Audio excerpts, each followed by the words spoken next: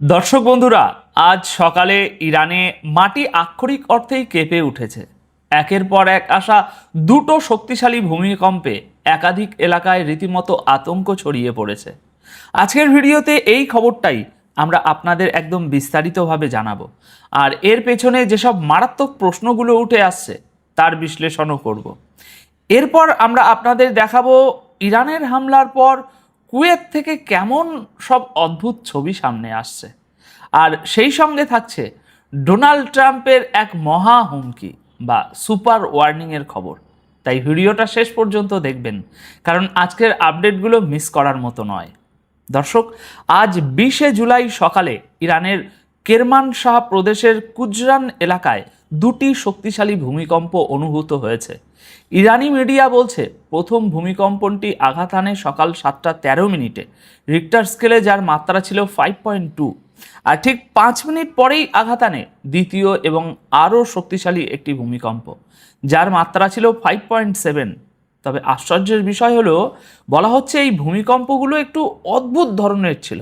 এগুলোর মাত্রা খুব একটা বেশি না হলেও মাটির নিচ থেকে যে আওয়াজ আসছিল সেটা ছিল কান ফাটানো। অর্থাৎ মাটির নিচে এমন কিছু নড়াচড়া হয়েছে যা একেবারেই স্বাভাবিক নয়।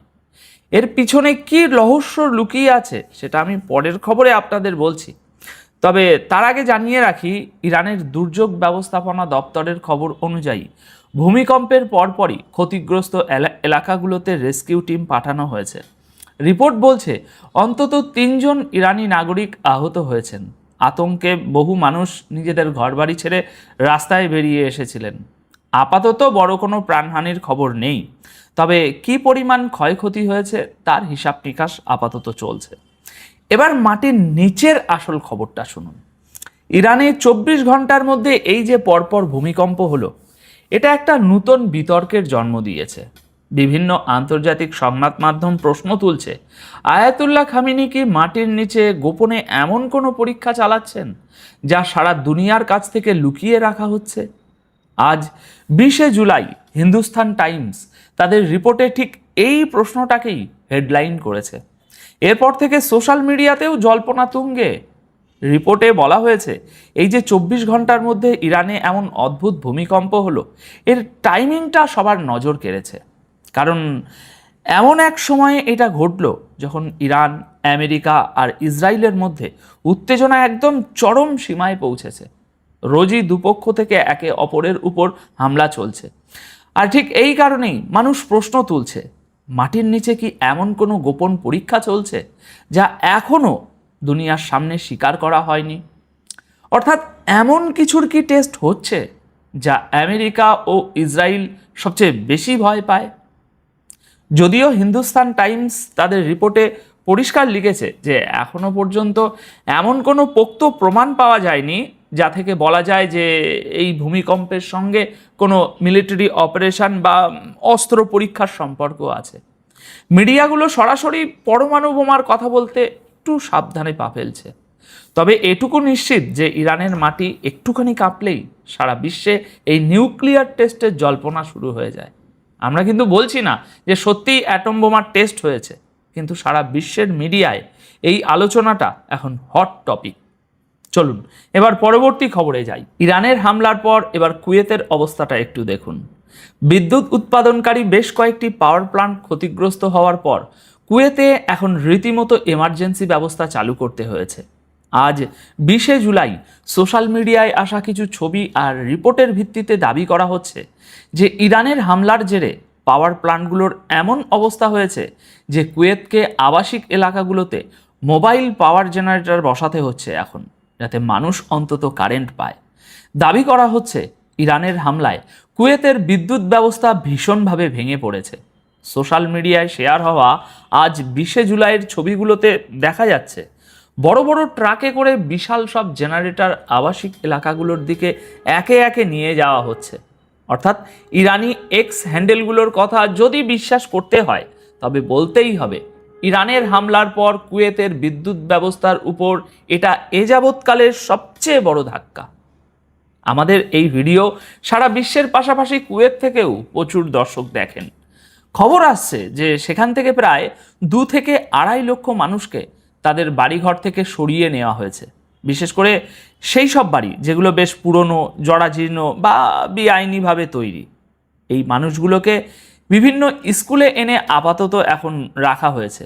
দিনে যখন স্কুল চলে তখন তাদের বাইরে থাকতে হয়, আর পরে আবার স্কুলে শিফট করা হয়।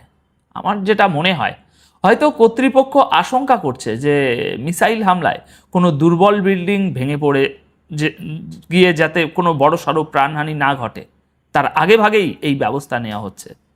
কুয়েতে থাকা আমাদের বাঙালি ভাই বোনেরা কমেন্ট করে জানাবেন তো সেখানকার আসল পরিস্থিতিটা এখন ঠিক কী রকম। এবার শুনুন ডোনাল্ড ট্রাম্পের সেই সুপার হুমকি। নিজেদের 3 সেনার মৃত্যুর পর ডোনাল্ড ট্রাম্প ইরানের উপর এই যাবৎকালের সবচেয়ে বড় হামলার ঘোষণা করে দিয়েছেন। পরশুদিন জর্ডানে 2 সেনার মৃত্যুর খবর এসেছিল, আর আজ ইরাকে আরও 1 সেনার মৃত্যুর খবর মিলেছে।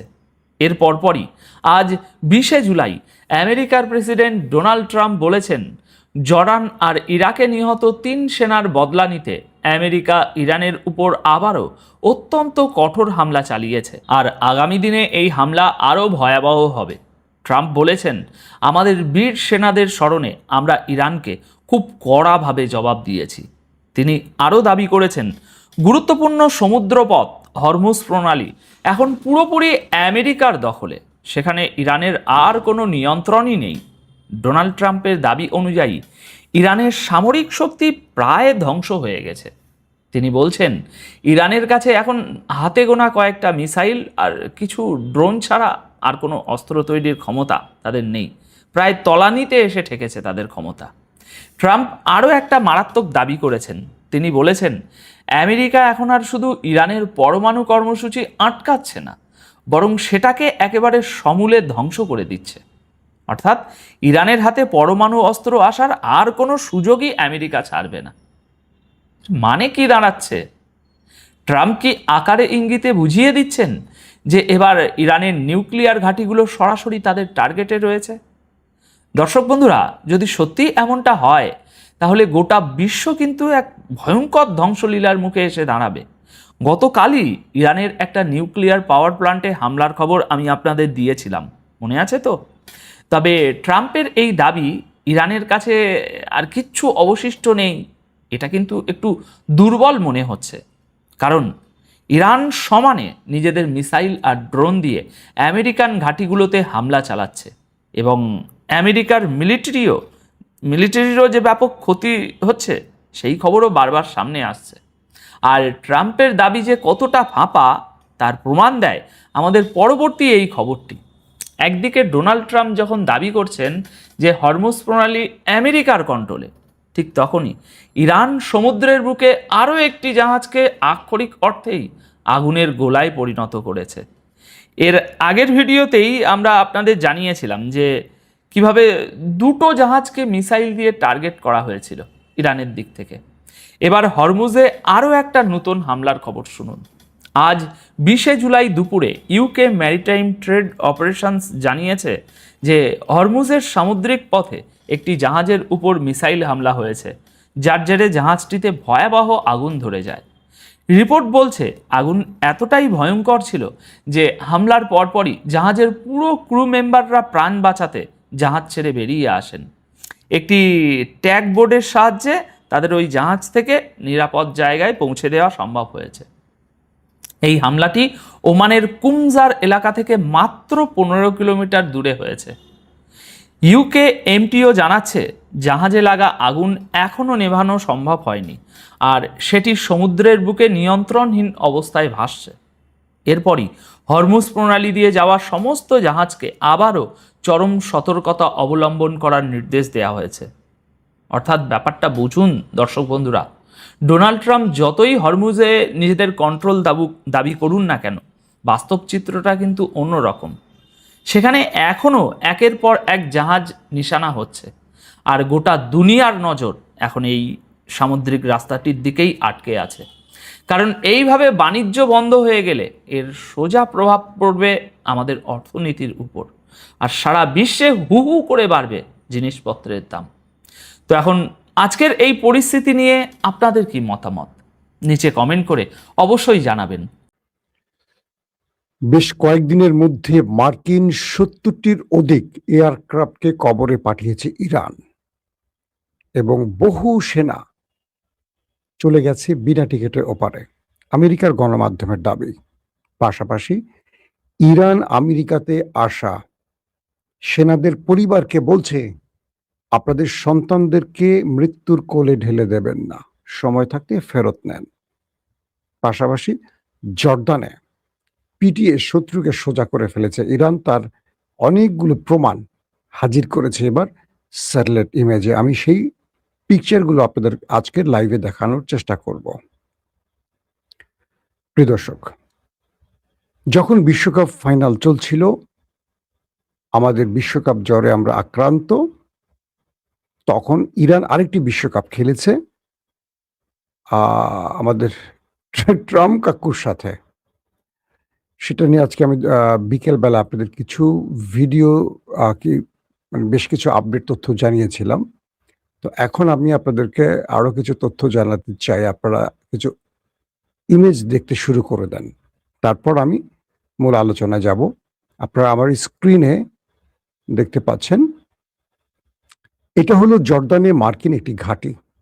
একটা প্রশ্নবোধক চিহ্ন দেখতে পাচ্ছেন। এই জায়গাটা ভালো করে দেখেন, এটা জর্দানে মার্কিন ঘাঁটি। একটু পরে সেখানটা কি হচ্ছে সেটা আমি আপনাদের দেখাবো। আগে এটাকে ভালো করে দেখেন, এরপরে দেখেন সেই পিকচারটা আবার। আপনারা ভালো করে দেখছেন সেই পিকচারটায় দুটো পয়েন্টে, তিনটি পয়েন্ট, একাধিক পয়েন্টে ভালো করে নজর রাখেন। আমি বক্স করে লাল ম্যাপ করে দিয়েছি যে সেখানে ইরানের মিসাইল এবং ড্রোন আক্রমণ করে কি করেছে। এটা হলো অনেক উপর থেকে স্যাটেলাইট ইমেজ। হয়তো আপনারা ছোট দেখে মনে করতে পারেন যে ছোট আক্রমণ, না, বিষয়টা এরকম না। এটা বহু উপর থেকে তোলা স্যাটেলাইট ইমেজ। আপনারা দেখছেন সেই স্ক্রিনে যে জর্দানে সে মার্কিন ঘাঁটি, সেখানে ছিল কি আমেরিকান প্যাট্রিয়ট ডিফেন্স সিস্টেম। সেটাকে কিভাবে ক্ষতিগ্রস্ত করেছে ইরানের ড্রোন এবং মিসাইল। আপনার আরেকটা পিকচার দেখেন, আমি আপনাদেরকে, এটা আরো উপর থেকে তোলা কয়েকটা ফ্রন্ট থেকে। এই পিকচারটাকে ভালো করে নজর রাখেন, তারপর আমি ডিটেল আলোচনায় যাব যাতে আপনারা বুঝতে পারেন। তো এই ছবিগুলো ইরান আজকে তার কয়েকটি গণমাধ্যমে প্রকাশ করে দিয়েছে যে তারা জর্দানে আমেরিকার সাথে কি আচরণ করেছিল। আমেরিকা যে বলেছিল যে তারা সব মোকাবেলা করেছে, এবার একটু ক্লোজ ফ্রন্টে আমি দেখাচ্ছি। উপর থেকে দেখেন, আক্রমণের পর আগুন ধরে জায়গাটা পুড়ে ছাই হয়ে গেছে। বিষয়টা আসলে কি ঘটেছিল? ইরান বলছিল যে আমরা জর্দানে মার্কিন প্রতিরক্ষা ব্যবস্থা ধ্বংস করেছি, হ্যাঙ্গার ধ্বংস করেছি, প্রচুর সেনাকে ওপারে পাঠিয়েছে। আমেরিকা বলছিল যে না, ইরান যে আক্রমণগুলো করেছিল আমরা সেগুলো ইন্টারসেপ্ট করেছি, অর্থাৎ মোকাবেলা করেছে।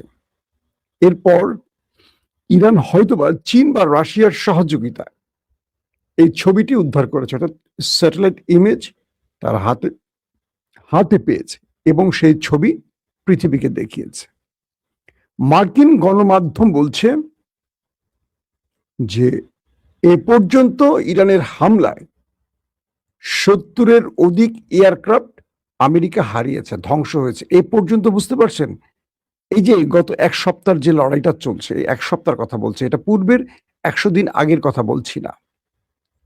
মার্কিন গণমাধ্যম বলছে ড্রোন, যুদ্ধ বিমান, রিফুয়েলিং ট্যাঙ্কার এবং সামরিক যেই যুদ্ধ বিমানগুলো বা ট্রান্সপোর্ট, সেনাবাহিনীকে বহনের কাজে যেই যুদ্ধ বিমান বা বিমানগুলো, কার্গো বিমানগুলো, সবকিছু মিলে 70-টির অধিক ইরান ধ্বংস করেছে।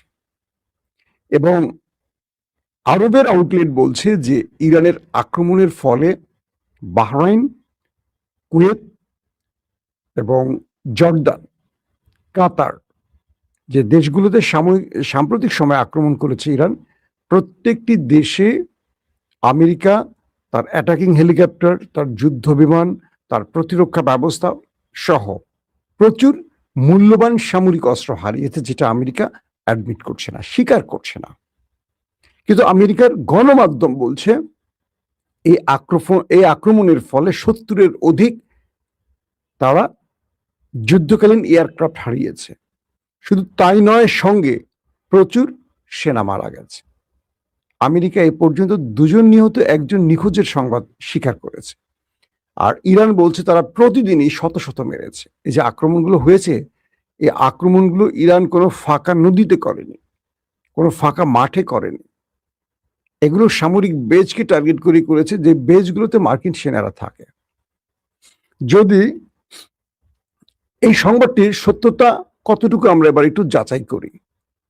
সাম্প্রতিক সময় ইরানের আক্রমণের পর আমেরিকা তাদের মূল্যবান কিছু প্রতিরক্ষা সিস্টেম ইতালিতে সরিয়েছে, কিছু গণমাধ্যম দাবি করেছিল।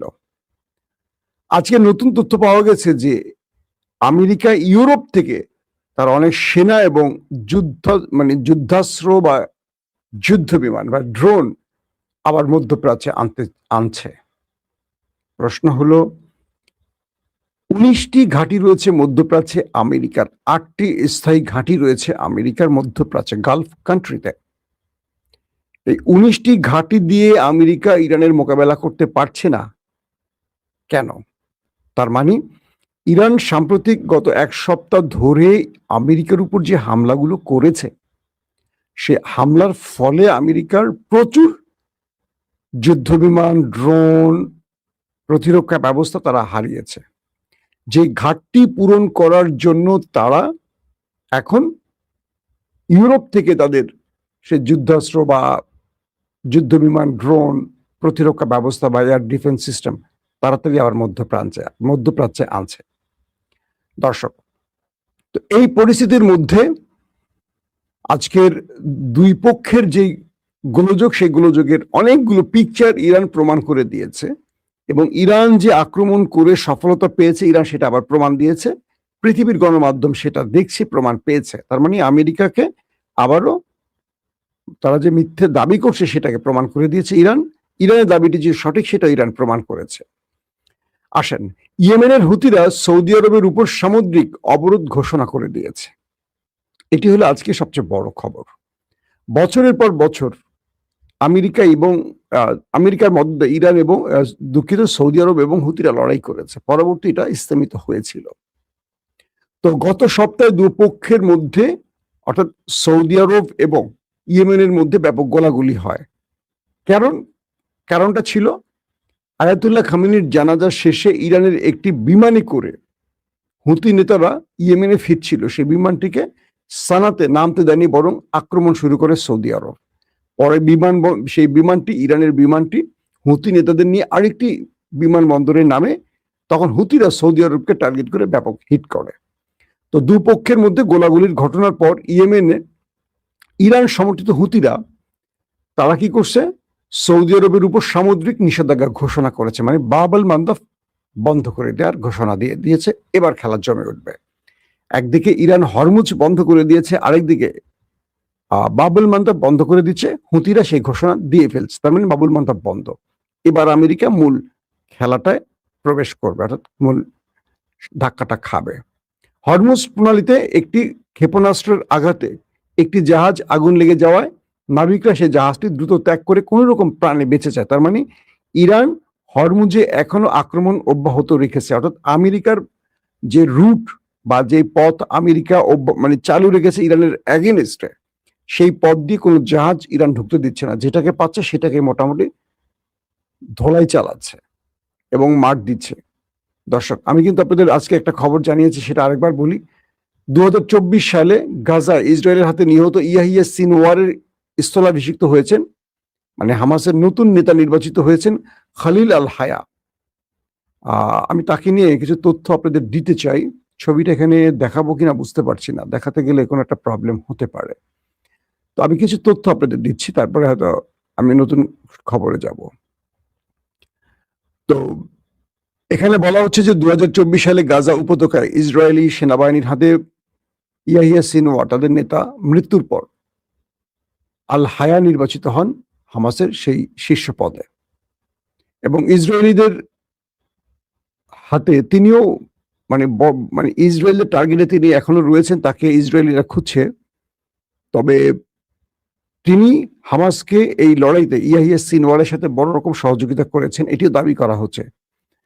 তো বলা হচ্ছে 50% বেশি সংখ্যাগরিষ্ঠতা অর্জন করতে না পারায় এই ভোটাভুটিতে খালেদ মিশাল, সাবেক হামাস প্রধান, তিনি হেরে গেছেন। দ্বিতীয় দফা ভোটের পর এই নিয়োগটি চূড়ান্ত হয়েছে এবং হামাসের নির্বাসিত গাজা নেতা আল হায়া নির্বাচিত হামাসের 2021 সালের অভ্যন্তরীণ কাঠামোর সঙ্গে সঙ্গতিপূর্ণ যে কাঠামো অনুযায়ী শীর্ষ নেতৃত্বের পদগুলিতে এর প্রধান ভৌগোলিক অঞ্চলগুলোর প্রতিফলন থাকতে হবে, এরকম, অর্থাৎ তারা যে অভ্যন্তরীণ ভাবে নির্বাচন কাঠামোটি তৈরি করেছে হামাস, সেখানেও তিনি বেশ জনপ্রিয় এবং মানুষের আস্থা ভোটে ব্যাপক এগিয়ে রয়েছে এবং তিনি অধিকৃত পশ্চিম তীর এবং এই গোষ্ঠীটির কাছে ব্যাপক জনপ্রিয়।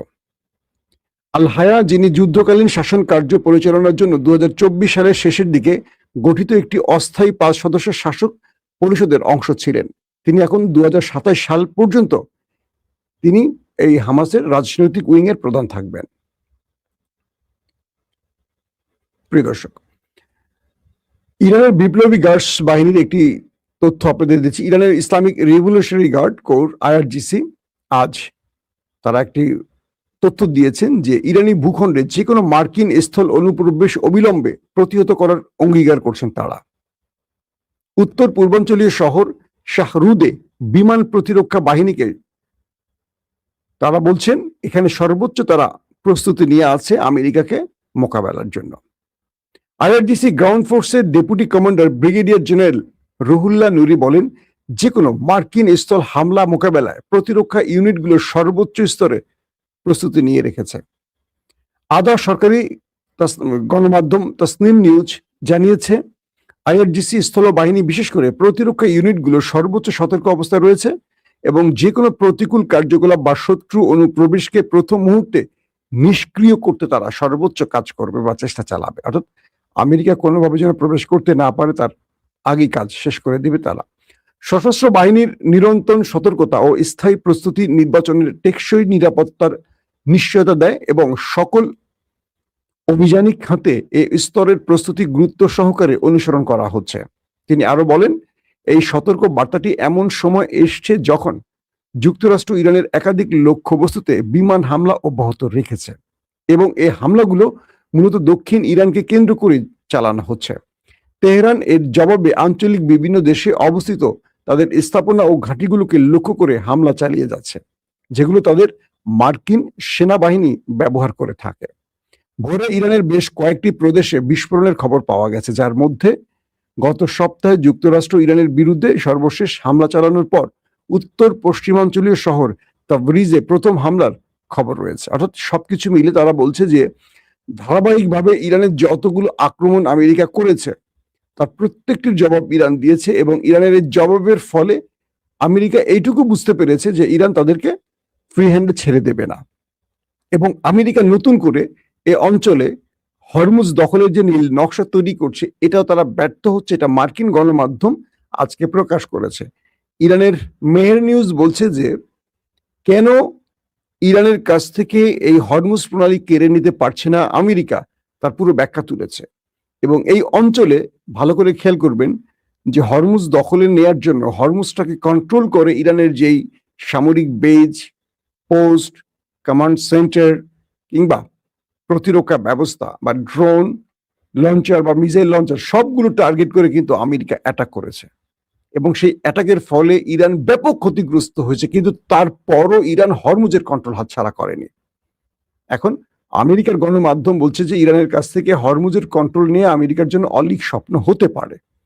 এখন তারা স্থল অভিযানের পরিকল্পনা করছে ইরানের ভেতরে, তাই তারা কুর্দিদের নামানোর চেষ্টা করছে। ইতিমধ্যে কুর্দিদের ভালো ধোলাই দিচ্ছে ইরান। পাশাপাশি সীমান্ত অঞ্চলগুলোতে ইরান সর্বোচ্চ পাহারায় আছে, তাদেরকে কয়েকটি পয়েন্ট থেকে পাকিস্তান, তুরস্ক সহযোগিতা করছে ইন্টেলিজেন্স তথ্য শেয়ারের মাধ্যমে। তো এখন যে অবস্থাটি তৈরি হয়েছে, প্রথম যে সংবাদটি দিয়ে শুরু করছিলাম আপনাদেরকে, আমি যে পিকচারও দেখিয়েছিলাম যে ইরানের আক্রমণের ফলে জর্ডানে থাকা মার্কিন যে বেস তার ছবি প্রদর্শন করে ইরান বলছে যে আমরা তাদের প্যাট্রিয়ট সিস্টেম ধ্বংস করে দিয়েছি, তাদের হ্যাঙ্গার যেখানে যুদ্ধ বিমানগুলো রাখা হয় সেগুলো ধ্বংস করেছি। তাদের ড্রোন স্টোরেজ, যেখানে ড্রোন রাখা হয়েছে সেই ড্রোনগুলো ধ্বংস করেছে। এবং এখানে থাকা মার্কিন সেনাবাহিনীর যে বিশেষ ভবন, সেই পুরো ভবনটাকে আমরা উড়িয়ে দিয়েছি, পুরো ভবনটাকে উড়িয়ে দিয়েছে ইরান মিসাইল এবং ড্রোন অ্যাটাক চালিয়ে। এবং ইরান বলছে তাদের দাবি অনুযায়ী প্রচুর সংখ্যক শত্রু সেনা ওপারে চলে গেছে, প্রচুর। ওরা 2-3 জন বলছে না, তারা বলছে এটা 5-এর উপরে, মানে 500 উপরে। ইরানের মানে তথ্যটা এরকম। এই যুদ্ধকালীন তথ্য আসলে কারোটা সঠিক বলা যায় না। প্রচুর আহত হয়ে হাসপাতালে আছে, এটাও ইরান দাবি করছে। তো সবকিছু মিলে আজকে লেটেস্ট যে আপডেট সেটি হলো বাবুল মান্দাব বন্ধ হয়ে গেল, হরমুজ ইরান পুরোপুরি বন্ধ করে দিয়েছে। এখন এই অঞ্চলে মোটামুটি পণ্য আনা নেয়া, তেল, গ্যাস সব বন্ধ।